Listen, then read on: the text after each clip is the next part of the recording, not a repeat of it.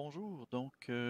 Bien souvent, des enseignants-enseignantes me demandent à quoi sert la banque de questions ou comment diantre administrer la banque de questions ou pourquoi ces options ici de ajouter une question versus ajouter une question de la banque ou une question aléatoire. Voilà, on va regarder tout simplement comment bien l'exploiter, cette banque de questions, et l'optimiser tout simplement à votre profit comme enseignante, enseignant. Voilà, évidemment, dans un test, oui, effectivement, vous pouvez toujours ajouter une question, donc en la créant de toute pièce, mais cette question-là ira s'enregistrer automatiquement dans votre banque de questions, sans que vous le sachiez dans certains cas, mais voilà, donc elle va vraiment s'enregistrer à l'intérieur de votre banque de questions de manière très très générale et non pas dans une catégorie.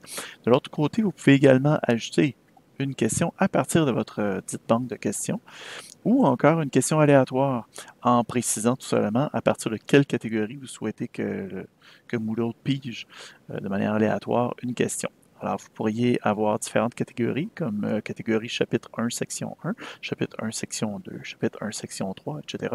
Et de cette manière-là, donc, vous pourriez poser quelques questions pour le chapitre 1, section 1, quelques questions aléatoires encore pour le chapitre 1, section 2, etc. Donc, de cette manière-là, vous pourriez donc avoir des questions aléatoires, donc un examen qui serait relativement aléatoire, et ainsi avoir des examens différents d'un étudiant à l'autre, afin de, entre autres, diminuer les risques de plagiat ou d'entraide entre les pairs. Donc, comment est-ce qu'on gère ça? C'est cette banque de questions-là. Alors, c'est relativement simple, vous allez voir. Donc, lorsque vous allez tout simplement, soit dans l'administration du test ou l'administration du cours, vous allez avoir votre banque de questions.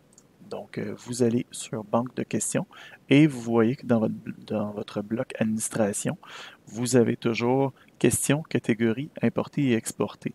Alors, si je vous explique très brièvement, tout simplement la section questions est essentiellement pour créer ou pour modifier des questions. La section catégorie vous sert tout simplement à ajouter, supprimer ou gérer vos catégories de questions. Importer vous servira tout simplement pour importer plus massivement certaines banques de questions. J'ai entre autres connu des enseignantes, enseignants qui avaient obtenu de d'autres collègues une banque de questions, donc un héritage avant le départ. Alors, ils ont pu profiter de cette banque-là.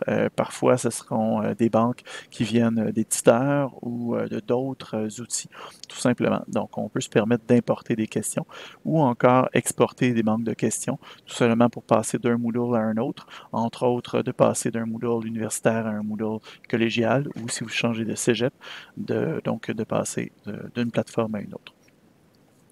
Bref, donc on va commencer par la section questions, dans laquelle vous pouvez directement créer des questions à même votre banque de questions au lieu de les créer à partir de votre examen.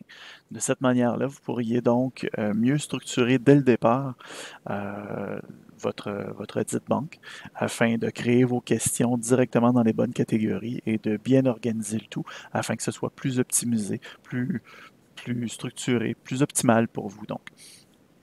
Alors, de créer une question, c'est exactement de la même manière qu'à partir du test.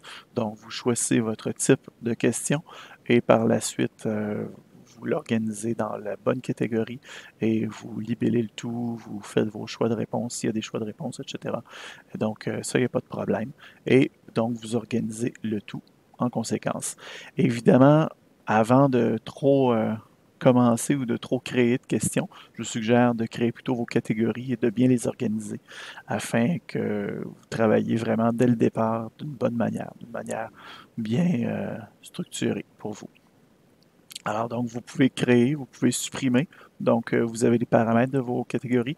Vous pouvez supprimer à tout moment vos catégories ou vous pouvez tout simplement les déplacer avec vos flèches sans aucun problème. Vous pouvez également organiser un petit peu en mise en page pour faire un petit retrait pour certaines catégories pour que ce soit un petit peu plus facile visuellement pour vous d'organiser le tout. Ensuite, donc, vous pouvez à tout moment ajouter vos catégories. Donc, vous choisissez quelle sera la catégorie patente. Ensuite, vous ajoutez son nom. Vous pouvez également ajouter une description et par la suite, vous faites ajouter.